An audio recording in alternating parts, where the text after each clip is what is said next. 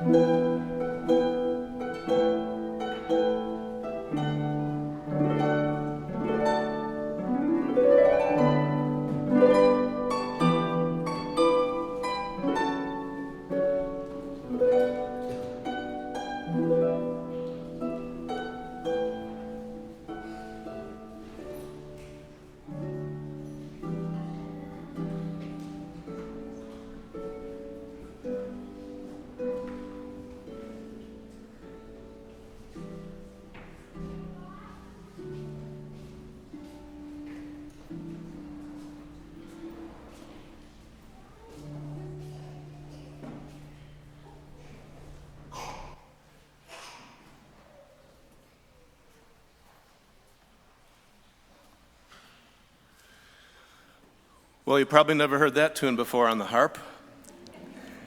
Good morning, everybody. A happy hello and welcome to another fabulous Sunday here at First Unitarian Society, where independent thinkers gather in a safe, nurturing environment to explore issues of social, spiritual, and ethical significance as we try to make a difference in this world. I'm Steve Goldberg, a proud but incurably shy member of this congregation. And I'd like to extend an extra special welcome to any guests, visitors, or newcomers. If this is your first time at First Unitarian Society, I think you'll find that it's a very special place. And if you'd like to learn more about our special buildings, we offer a guided tour after today's service. Just gather over here by the windows following the service, and we'll take good care of you. And speaking of taking good care of each other, I'd like to offer a quid pro quo this morning. If you silence your pesky electronic devices, we promise to deliver a service that will touch your heart, stir your spirit, and trigger one or two new thoughts. We're glad you're here. It is my pleasure and honor to welcome our pulpit guests this morning. This morning we have the Reverend Vail Weller in our pulpit. She is the Congregational Giving Director at the Unitarian Universalist Association. Before that, since 1998, she has been one of our parish ministers and a lifelong Unitarian Universalist. She lives currently in San Mateo, California with her husband, 2 children, and a lovely big dog. So Vail is inspiring and really helps us think about stewardship as a spiritual practice. Vail, we are so happy you are here, and we look forward to your words today. I invite us into a few moments, about 30 seconds or so, of centering silence to bring ourselves fully present in this place. You are welcome in that silence to offer a meditation or a prayer or to just be for a few moments. May we together enter into a time of quiet.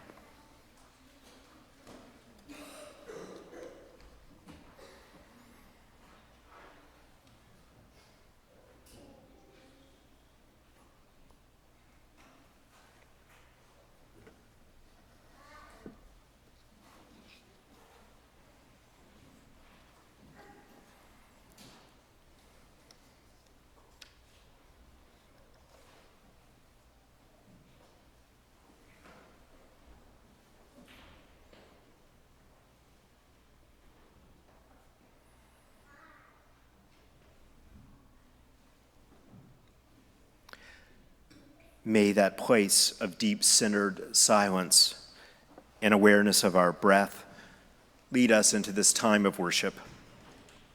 James Baldwin writes, For nothing is fixed. Forever, forever, forever it is not fixed. The earth is always shifting. The light is always changing. The sea does not cease to grind down rock. Generations do not cease to be born, and we are responsible to them because we are the only witnesses they have.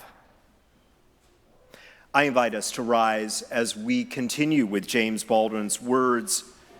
As the lighting of our chalice, the words are printed in your order of service. Together we say, "The sea rises, the light fails, lovers cling to each other, and children cling to us. The moment we cease to hold each other, the moment we break faith with each other, the sea engulfs us and the light goes out." In that spirit of light, may we join our voices together in hymn number 347, "Gather the Spirit." That's next.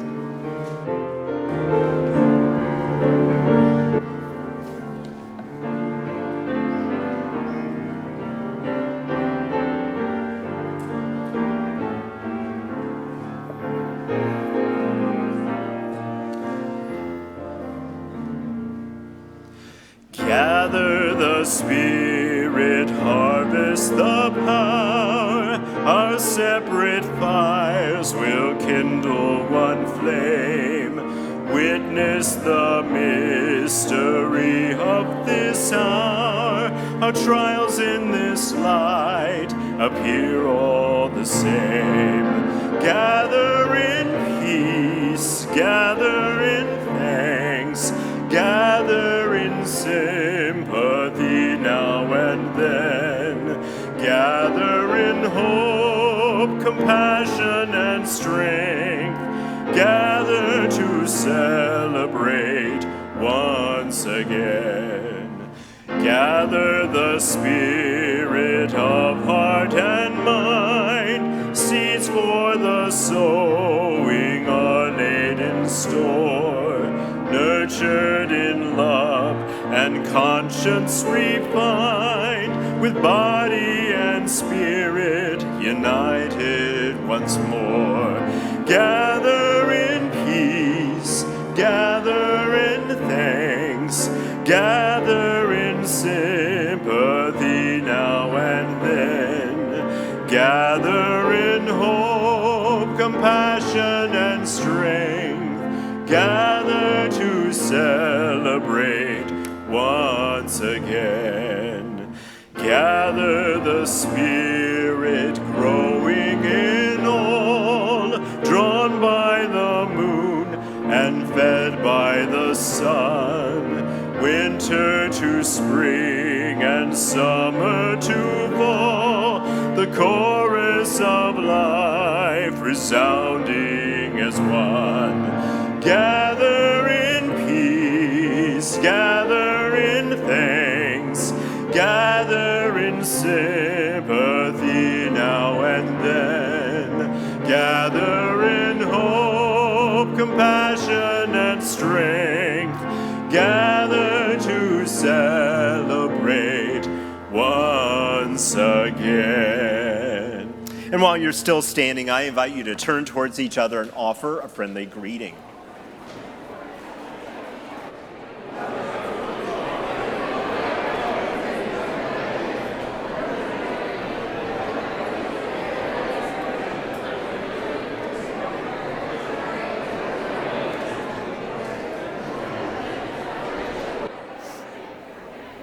Good morning again. Yeah. Good morning. Oh, thanks. I hope. Let's check in afterward to see if you still feel that way. I'm sure I'll Sorry, I missed seeing your face. Hi. Good morning. Do I just go into the story now? Okay. Do you call them up? Do I call them up? I call them up. Oh. Hi. Well, good morning. I want to invite anyone who would like a closer spot for us to have a conversation and a story to come on forward. super close and cozy. Well, I'm kidding. We don't have to get that close. I won't be able to see your sweet face, though, if you're that close. In any case, I want to let you know what's going to happen. We're going to be eavesdropping into a family argument this morning. So first, I just want to say, in case you were wondering, every family has arguments. It's normal. All families have arguments. Have your families ever had an argument? Yes. Okay, just check. One brave person, by the way, raised her hand. Okay.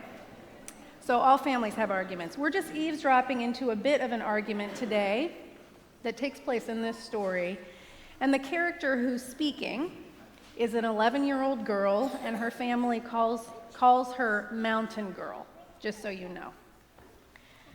She has called a family meeting. Do you have family meetings sometimes? Well, Mountain Girl called a family meeting to talk about money because she feels very strongly that her family doesn't have enough and that her parents aren't taking this concern very seriously.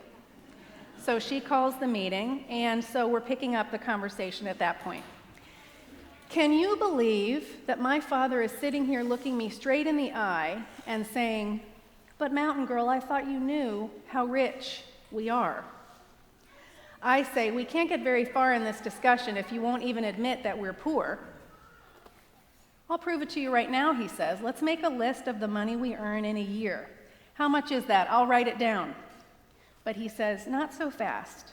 We have a lot of things to think about before we add up that number. What kinds of things, I ask? My mother says, we don't take our pay just in cash, you know. We have a special plan, so we get paid in sunsets, too, and in having time to hike around the canyons and look for eagles' nests. But I say, can't you just give me a single number to write down on the piece of paper? You know how parents are. So we start with $20,000. That's a lot of dollars. That's how much my father says it's worth to him to work outdoors, where he can see sky all day and feel the wind and smell rain an hour before it's really raining. He says it's worth that much to be where if he feels like singing, he can sing out loud and no one will mind. I have just written $20,000 down when my mother says, you better make that $30,000 because it's worth at least another 10 to hear coyotes howling back in the hills. So I write 30,000. Then she remembers that they like to see long distances and faraway mountains that change color about 10 times a day. That's worth another $5,000 to me, Mom says. I'm not surprised because my mother claims to be an expert on mountain shadows in the desert. She says she can tell time by the way those colors change from dawn to dark. I scratch out what I had and I write $35,000. That's a lot. It is a lot. My father thinks of something else. When a cactus blooms, you should be there to watch it because it might be a color you won't ever see again any other day of your life. How much would you say that color would be worth? 50 cents, my brother asks. But they decide on another $5,000, so now I write $40,000. But I'd forgotten how much my father likes to make bird sounds, so of course he has to add another $10,000 for having both day birds and night birds around us. I cross out what I had and I write $50,000. Now my mother says, let's see what our mountain girl is worth to us. I'm beginning to catch on to their kind of thinking, so I suggest I'm worth $10,000, even though my little brother has begun to laugh. Don't underestimate yourself, my father says. They end up deciding I'm worth about $1 million. I say I don't think I am, but I write it down anyway. In fact, it turns out that every one of us is worth $1 million. So we have $4,050,000. Then I realize I want to add $5,000 myself for the pleasure I have wandering in open country, free as a lizard, not following trails, not having a plan, just turning whatever way the winds turn me. They say that's certainly worth $5,000. So that makes $4,055,000. Finally, my brother says to put down $7 more for all the nights we get to sleep outside under the stars. $7? We all say $7 doesn't sound like enough, so we talk him into making it $5,000. Now my paper says $4,060,000, and we haven't actually started counting the cash. To tell the truth, the cash part doesn't seem to matter anymore. I suggest it shouldn't be on a list, even, of our kind of riches. So the meeting is over. The rest of them have gone outside to see the new sliver of moon, but I'm still sitting here at our nice, handmade kitchen table with one cookie left on my mother's good blue-flowered plate, and I'm writing this book about us. I kind of pat the table, and I'm glad it's ours. In fact, I think I'll call this story The Table Where Rich People Sit. Thank you so much for being here and listening, and maybe you can talk about that story more when you get home. We're going to sing a song now to sing the children out that really expresses that beautiful cycle of generosity. From you I receive, to you I give. Number 402, let's sing it through 3 times.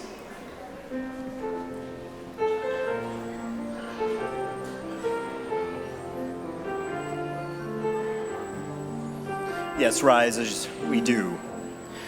From you I receive, to you I give. Together we share, and from this we live. From you I receive, to you I give. Together we share, and from this one more time. From you I receive, to you I give. Together we share, and from this we live. You may be seated. In preparation for a time of reflection, I offer a reading from Unitarian Universalist minister Teresa Soto, entitled, The Magic of an Empty Palm. The magic of your palm is that though empty, it can be filled. But look at it, one of the planes of creation with which your body is equipped. Lines sweeping out to fingers and the marvels of opposable thumbs, that single leap toward grasping. And do not fear if you do not have hands. We know that you too create. And together, we take up what it means to hold a value and make it come alive. More than only thought and feeling, rather being, doing, and becoming. A sculpted expression, colorful, an embodiment of why we are, what we do, and what we will yet become. Here ends the reading.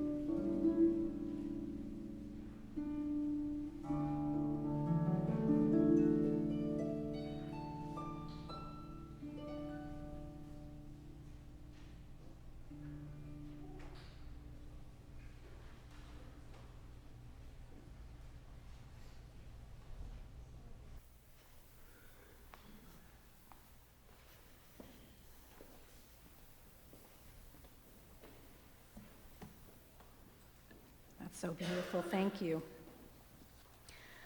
I'd love to have a conversation, a brief conversation with my dear personal friend, Steve. Come on up and grab the microphone. He has no idea what's about to happen, just so you know. He's just a good sport, in case you hadn't known that about him. Just a quick little chat to illustrate a point. So, Steve, can you tell me, is that on? All right, we'll figure it out. Can you tell me what's your favorite ice cream flavor? There you go. Ben & Jerry's Caramel Sutra. Oh, that's a good one. Good choice. What's the latest book that you read? Agent Running in the Field by Jean Le Carré. Interesting. What's your favorite color? Cherokee Red. Does that have meaning around here? Special, Yes. local meaning? Okay. All right, I think I might get it.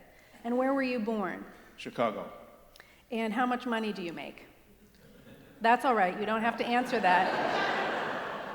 Thank you. Almost enough. You've illustrated my point, so thank you very much. Please hold your applause. That is, there's something about that question, even the subject, that sort of tends to raise anxiety, I notice. It's like an immediate conversation killer. Thank you for being willing to illustrate how much that is true. So why is it that we're so deeply uncomfortable with that particular line of questioning? I mean, I feel myself moving into that fight or flight kind of sensibility internally. My hackles go up, and psychologists remind us that if a reaction is out of proportion to the matter at hand, it's a sure sign that there's something larger going on. So let's think about that together a bit this morning. I could imagine that some of you were thinking, how dare you? That's so inappropriate to ask. We just don't talk about that. Why don't we? What is it about this particular subject that is so inherently taboo? I ran across an article recently that got me thinking about this, and it was written by Lisa Cressman, who is an Episcopal priest, and she runs an online community for preachers called Backstory Preachers. And here's some of the things that she highlighted. According to Lizzie Post of the Emily Post Etiquette Dynasty, the ranking of topics from easiest to most difficult to talk about is as follows: weather, entertainment, food, hobbies, sports, politics, religion, relationships, sex, and then money. Another study in London revealed that people were 7 times more likely to talk with a stranger about sex, affairs that they have had, or medical conditions that they are dealing with, more so than their salaries. Close to 3/4 of Americans think that talking about money is rude. So thank you so much for inviting me into your pulpit this morning, Reverend Doug Watkins, to speak about money. No pressure. I do feel that there are 2 things going on which inform our reaction to this topic.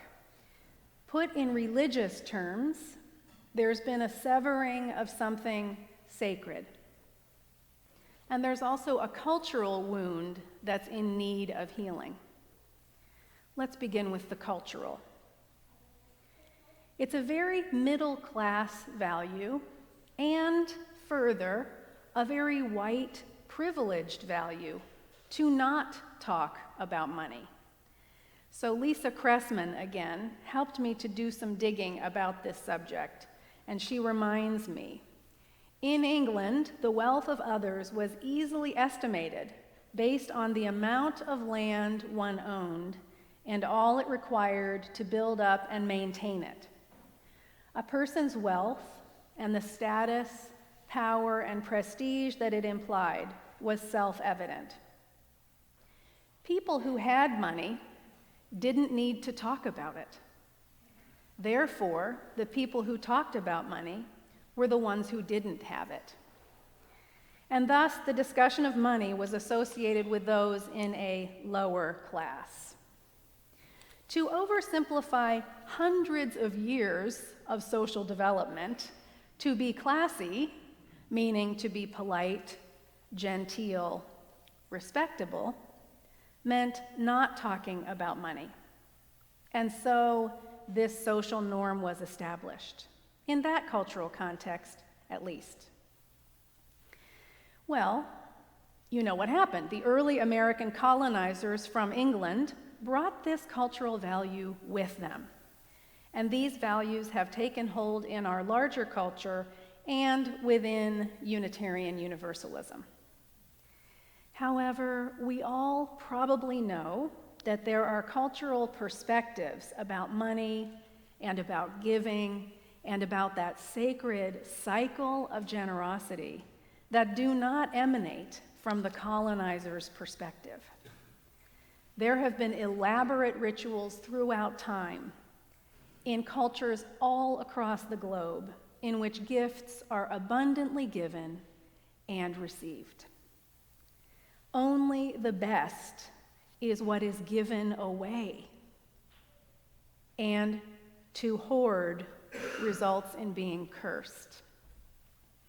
We know that there are lots of other options for how to deal with money and generosity, but I think most of us feel pretty trapped by the cultural context in which we are in. So what are we to do? Well, I have good news. We're all here together, and congregations like FUS exist in order to support us in making difficult changes in the direction of spiritual health. There is power to considering a topic in a deep place of discernment together in community, and then making decisions about a different way of living together. There's a different kind of accountability and power. We come together on Sunday mornings or Saturday late afternoons, as the case may be, not only to experience a pause from the routine daily grind, or a pause from the pain, or boredom, or loneliness of our lives, but also hopefully for inspiration and encouragement. Please note that courage is embedded in encouragement. Encouragement to express our highest values through the very living of our lives. And we need to make this decision over and over and over again because we are humans, and as humans, again and again, we fall short of our highest ideals. The culture of white privilege that we move within, and I'm going to pause because sometimes when that phrase is mentioned, people go away. So I want to call you back to say what I mean by that phrase. The culture of white privilege that is pervasive in our society at large and therefore influences all of the institutions that we interact with, including this one. The culture of white privilege that we move within distorts our perspective, which serves the larger purpose of keeping us separate, disconnected from one another. White-centered culture also perpetuates this sense of shame around money, and we are therefore so much more likely to avoid discussing it at all. We are far more comfortable discussing all of those other things, even sex, thanks to our whole lives, the comprehensive sexuality education curriculum that I'm sure your congregation has used. We're far more comfortable discussing any of those other subjects, more so than we are discussing money. I've had conversations with many congregational leaders about asking members to give a certain percentage of their income to support the congregation, just in conversation as kind of stewardship consulting with congregational leaders. And as an aside, 5% is what we recommend congregations invite people to contribute. And further, we recommend that people who've been part of a congregation for more than 10 years increase to a 10% contribution. And there's a little easy way to think about that, which is 10 by 10. So I just invite you to file that away in your mind as something to let settle in and consider. However, whenever this is brought up, the concern that is always expressed is for the members that are deemed unable to pledge at that level. What if people can't afford to give like that? We don't want to exclude, and we don't want to offend. And I agree, we don't want to exclude, and we don't want to offend. However, there's a lot of stuff going on here, so I'm going to just unpack it a little bit. So first of all, statistically, individuals with a lower income consistently contribute a higher percentage of their income to charity than those with a higher income do. So by way of involving you in this question, if you were to guess which state had the highest contribution percentage to charity average, what would you guess that state might be?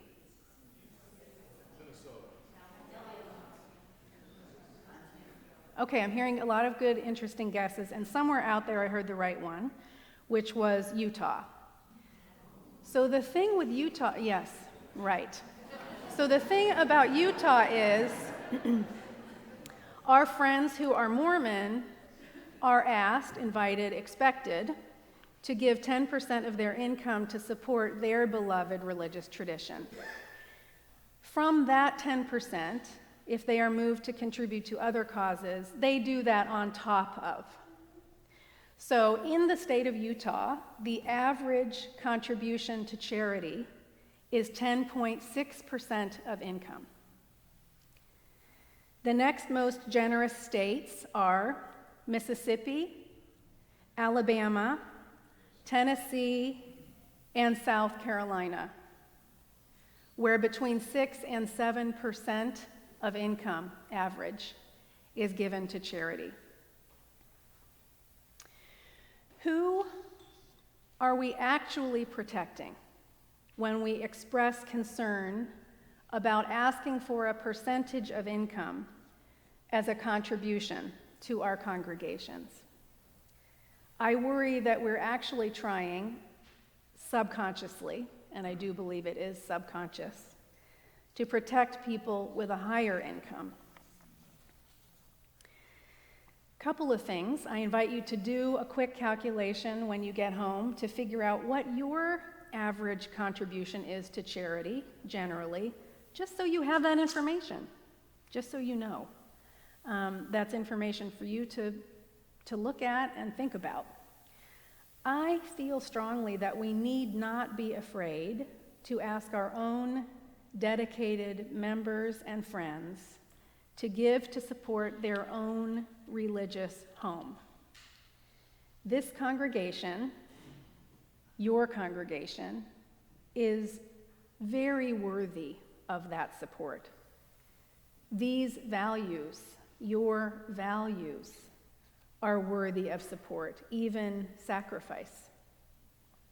There are so many things about this community that you have to be proud of.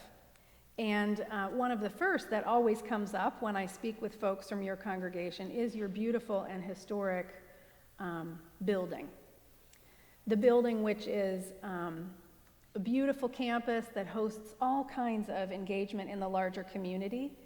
It's the building that is, it's not the building itself, although it is stunningly historically important and beautiful, but it's what the building makes possible, right? That I know you're most proud of. There are so many things about this congregation that I know you have to be proud of. Your children's religious education program is so dynamic and successful. FUS is one of the founding members of the Dane Sanctuary Coalition and voted to host someone in sanctuary if that becomes necessary. Your small group ministry program, Journey Circles, is thriving, connecting people to monthly themes. The lay ministry program supported over 200 members last year with visits and meals and caring presence in times of despair. And you have a sustainability series this year helping to bring the values of care for this planet to life. The congregation has long been a lover of arts and music and has been providing a ministry to the larger community, making it possible for others to come and experience that beauty. So there's so much that you bring to life here, so much to be proud of, and so much to support. When it comes to our relationship with money, the other thing that's at work is spiritual. When we forget that we are all connected, we labor under the illusion that money belongs to us, rather than understanding that money is simply a form of energy that can be used not only to meet our basic needs, but also to transform the world in service of the values of love. We may work to earn money, but that amount of money does not in any way inform our worth as beings. We may work to earn money, but that amount of money in no way informs our worth as beings. It is not our money that defines us. Our culture tries to convince us otherwise by portraying the accumulation of wealth as the ultimate point in living, and then dividing us into strict class groups which sever our connections with one another. The separations between us are a part of the sickness of our time, and another is the illusion of consumerism as the true religion. In our hearts, we know better. We know better. But this is the water in which we swim. Nothing at all truly belongs to us. Any wealth that we do accumulate is with us only temporarily.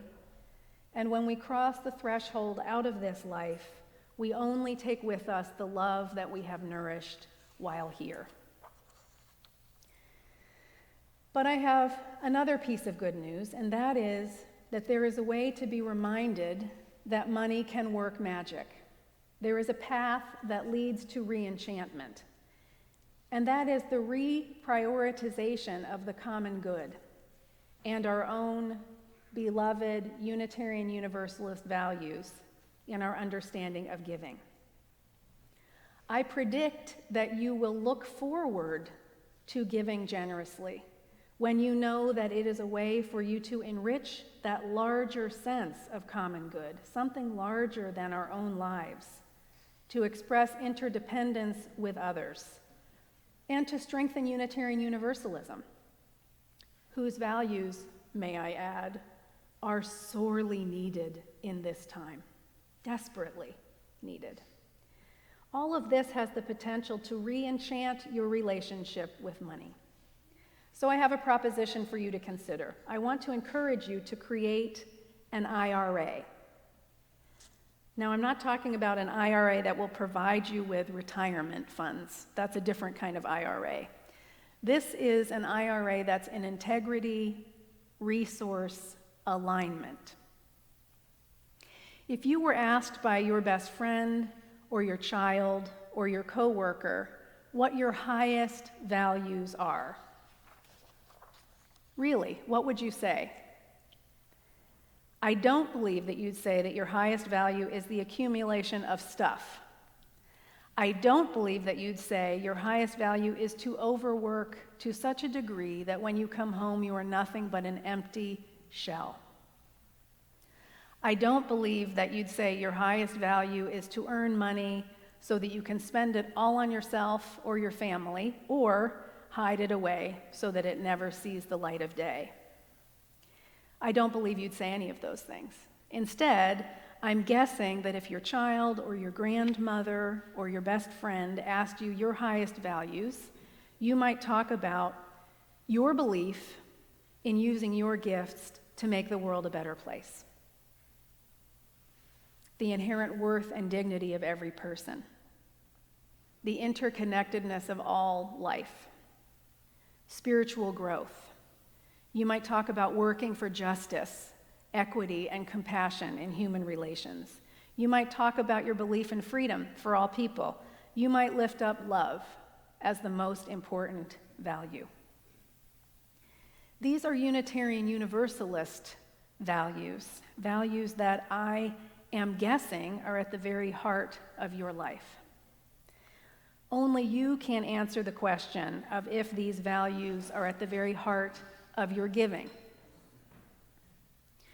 So I invite you to consider that deeply, personally, with your family members, and with your other compatriots here at FUS. And then I invite you to align your resources with your highest values by contributing a noticeable share of your financial energy to FUS, your spiritual home, which is at work in the world to address the challenges of our time. When I say noticeable share, I mean giving an amount that you actually feel and notice in your daily life, an amount that centers your commitment to this place and its principles as a way of practicing your faith. This is what makes it a spiritual practice. It means not wavering from this commitment and allowing your discretionary income to come after this commitment. I predict that if you experiment with this, you will not find that your lifestyle is compromised. Try it and report back how you feel to your friends and compatriots here. So just to pull a number out of thin air, you could begin with contributing 5%,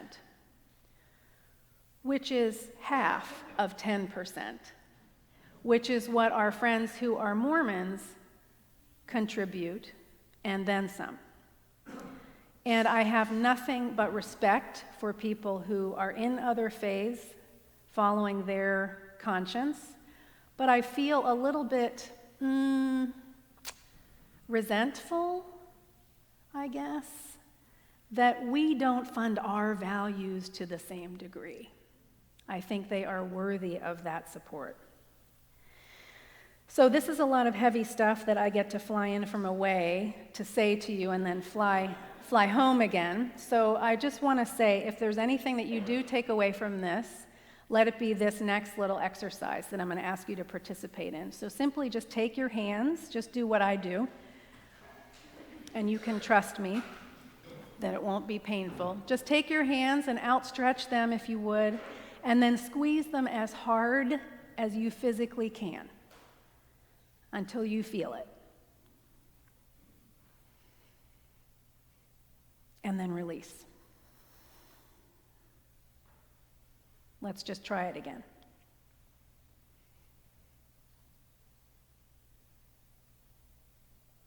And release. One more time.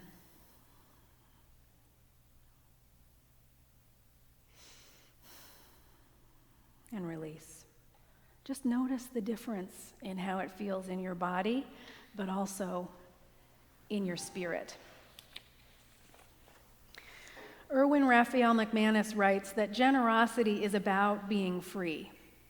The generous are free from the things of this world. While they may own possessions, their possessions do not own them. They are free from taking for their own benefit and are free to give, even when it results in personal sacrifice. Generosity, he concludes, is love in action, and love is measured in giving, not taking. Although I would say that there is a time to receive. We aren't always the best at that either. So that's another sermon for another day. In any case, we believe in freedom for all people. We believe in religious freedom and democracy and all of the other kinds of freedom. I want you to be free in all ways also. I want us as Unitarian Universalists to be free from the illusion of separateness, free from the lie of consumerism, and free from shame around money. I want you to be free to re-enchant your relationship with money, to have it feel magical again, and know the good that it's doing. I want you to be free to give your best share to serve your highest values. I want you to be free to align your integrity and your resources. I want you to be free to be truly generous, to contribute more than you even thought was possible, and to experience how healing that generosity can be. I want you to be free to give. May we each know what it really means to be free, to use our temporary resources to serve the greatest possible good, and to invest a noticeable share of our income in this community which transforms lives and represents our highest values in the public square. It is in our hands. May it be so that we may give, love, and generously and freely. Amen.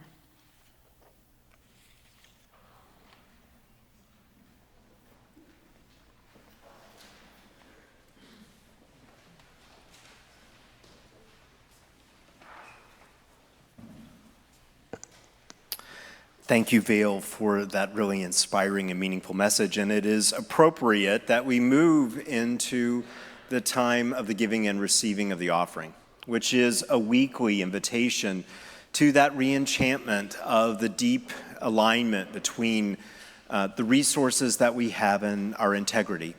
May we experience this time as liberating in calling us to freedom, to remind us that this offering will go to support the many programs that First Unitarian Society offers to each other and to the larger world, many of which Vail illuminated today. But also this week, 50% of our offering will go to help Veterans for Peace. I hope you will take a moment, if you've not done so already, to look in the red floors to read more about their important mission in the world. May this be a time that brings us into powerful alignment and helps us be free. We will now give and receive the offering in a spirit of love and generosity.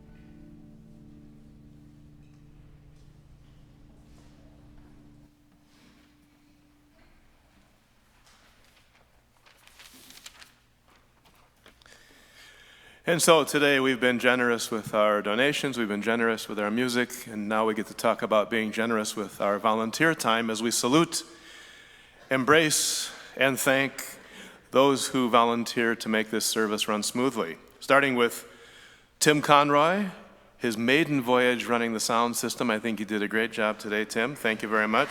Look at that. Let the record show that's the first time anybody's ever applauded the person running the sound system. Our lay minister, Ann Smiley. Our greeters today, Claire Box and Lauren Manston. Our ushers for this crazy crowd, Brian Chanis, Marty Hollis, Michael Losi, and Ann Ostrom. It took 4 ushers to control you today. Hospitality and coffee are being lovingly prepared in the kitchen by Bis Nitschke, Mary Bergen, and Teresa Rademacher. And our tour guide, as always, is John Powell. Just one announcement, and that is Art in the Right Place, our annual art fair, occurs in a couple weekends, November 23 and 24, and there is still plenty of room for volunteers. So thanks for those of you who have already volunteered, and that is the end of the announcements. And pretty soon you'll be able to reactivate your pesky electronic devices.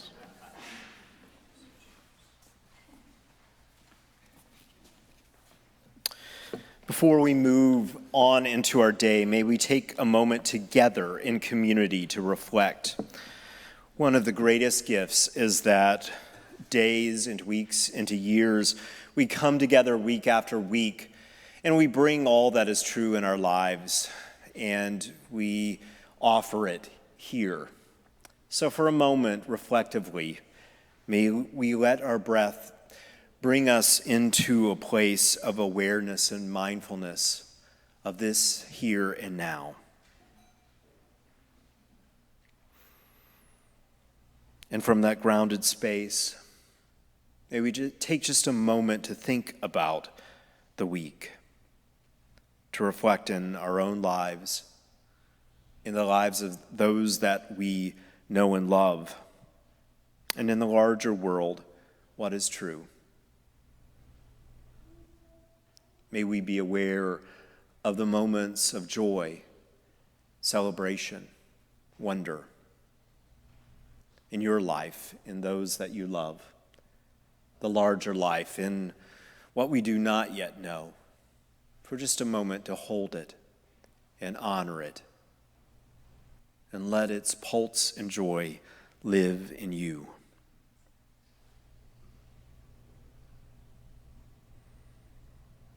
And a deep breath in and release to connect it with all that is. And we also come to this space with difficulties and loss and sadness and frustration. May we hold that as well, our own, the difficulties in the lives of people that we know and love, the larger pain of the world. We hold that in this space too, bringing our great compassion, our call to do what we each can in healing, justice, love. We know that by doing this practice week after week, we call ourselves into greater relationship, deeper relationship with ourselves, with each other, with the great mystery. For this and more, may we always be grateful and attentive. We hope and pray in the name of love. Amen, and blessed be. May we rise in the ways that we do and join in hymn number 151, I Wish I Knew How It Would Feel to Be Free. As we sing this song, may we access that deep longing for freedom and connection with the writers of this song.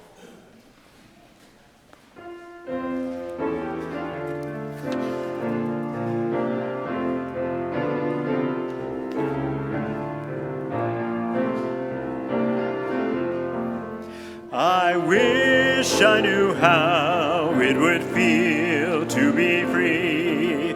I wish I could break all these chains holding me. I wish I could say all the things I could say. Say 'em loud, say 'em clear, for the whole world to hear. Say 'em loud, say 'em clear, for the whole world to hear.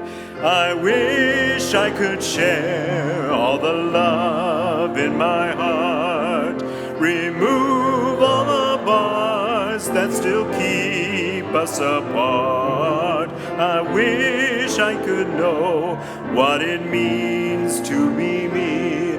Then you'd see and agree everyone should be free. Then you'd see and agree for everyone should be free. I wish I could give all I'm longing to give. I wish I could live as I'm longing to live. I wish I could do all the things I can do. Though I'm way overdue, I'd be starting anew. Though I'm way overdue, I'd be starting anew. I wish I could be like a bird in the sky. How sweet it would be if I found I could fly. I'd soar to the sun and look down to the sea. Then I'd sing 'cause I know how it feels to be free. Then I'd sing 'cause I know.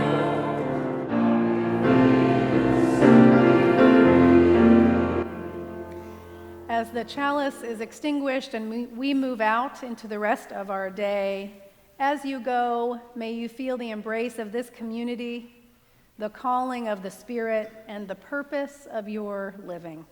May you go in peace and with great joy. Amen. I invite us to take our seat and receive one more gift of music before we move on into our day.